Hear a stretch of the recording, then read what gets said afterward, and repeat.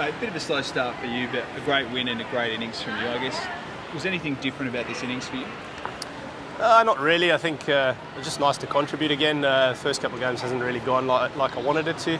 And I suppose disappointing for me that it was the same as last year. It took a couple of games to get into it. So, I suppose it's nice to spend some time in the middle again and, especially a big occasion with a packed house and, just a nice partnership with Alex Carey as well. Do you feel like you're into it now? Feel like you've got your mojo a little bit? Yeah, I think when you spend time in the middle as a batter, and especially when you hit one or two that really go, you sort of just feel that spark come back again, and I'm sort of really looking forward to getting back in the middle again.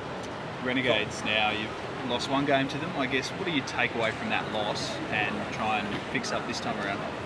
Yeah, I think one of the things that were encouraging for us in that game, even though we lost for 3/4 of the game, we were winning the game. And they needed sort of 80 or 40, and Nabi and Dan Christian really put a really dangerous partnership together. So encouraging that we batted well against them. We were up in the game, and hopefully we can go down there and close it off. Colin, talk us through that 6 over long on.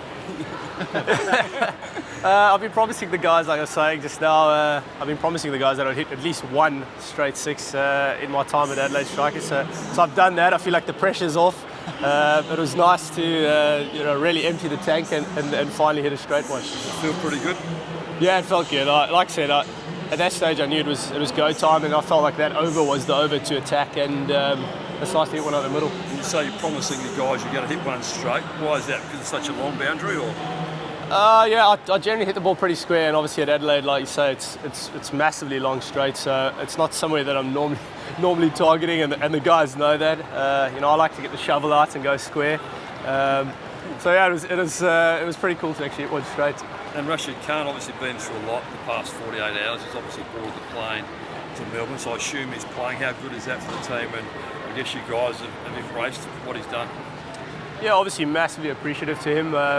No one can really understand until they've been through something like that, how tough it is. And, I've been really proud of the boys, the way they've just got around him. And I think in most games he sort of looks after us and, puts in massive performances week in, week out. So, for us to be able to, hopefully, do something towards him and, just put an arm around him and look after him and, keep him on the field and keep him distracted, really appreciative to him, and it's great for us as a team to have our sort of a magical mystery bowler with us. How hard was that night for you? Obviously, he had sort of tears in his eyes at certain times. How tough was that for you? Yeah, I can only imagine. It must be massively tough. I know it affected a number of us in a really serious way. So.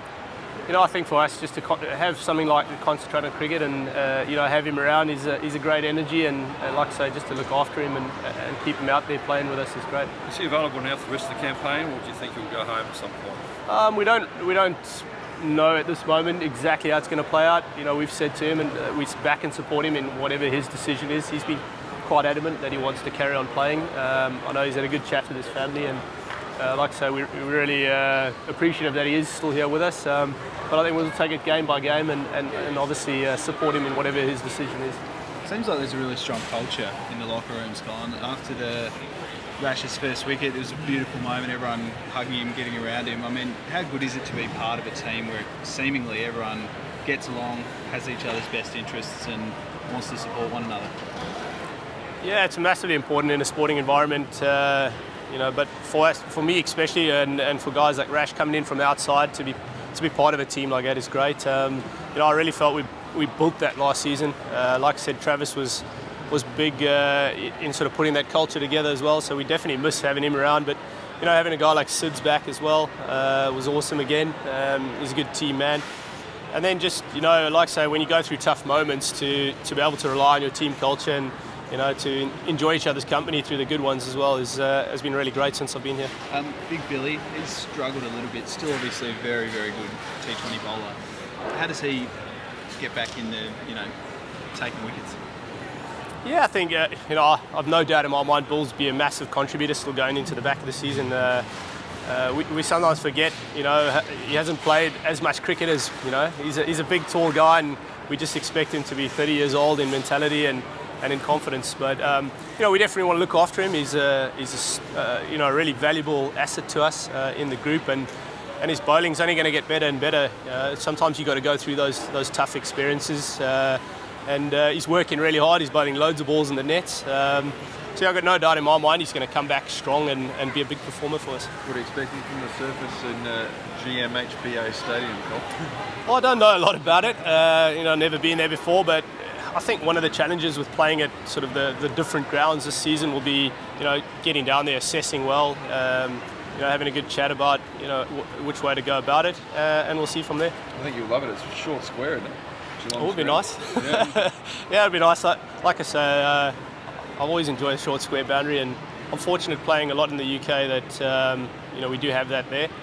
So if I can bring that over here and adapt it to certain grounds, that'd be great. Does the New Year's game win fill you with confidence that you're back in the mix for finals and all that sort of stuff? I mean, it looked a bit dicey at one stage, sort of sitting 7th, and now on the cusp of the top 4. Yeah, I think obviously just winning a big stage game like that, everyone likes to say it's another game, but it is a big event. We get the biggest crowd of the season in, and I think we take a lot of confidence out of that. It was also nice to play well at home. That's something we did really well last year. As far as the whole campaign goes, I still got no doubt it's a longer season. So I'm probably the only one who's really used to that, playing in the UK a lot. Those long seasons is about making sure you put the hard work in now and start reaping the rewards and gaining momentum going into the back half. So I feel we're doing that at the moment. Bob Quiney used to play for the Stars. Remember Bobby used to play batting left-hander. Said the BBL season is way too long. You just get to halfway through and you sort of think, geez, it's still going. Do you feel like that, or did you prefer the format from last year? It's difficult to say. Obviously people have lengthened it and increased it and grown the Big Bash as a brand for a reason. So I have to go with that. Like I say, I'm used to the long seasons in the UK where our T20 blast is over 2.5 months. So it's not much different for me. I think we can maybe comment more on that after the season. But like I say, it's an exciting tournament, an exciting brand, and it's obviously been lengthened and grown for a reason. And at the moment as a player, I need to be on board with that. And Colin, your batting that day was great. I think you were 111 off 12 overs or something. The back end of your batting struggled. Shorts obviously has some good innings this time, but Jake also struggled. How much of a concern is Lehman's form in particular? Do you back him to come good? Yeah, I think looking at those two players, they're massively important for us. Shorty got a whole bunch of runs the game before at home, so that was awesome.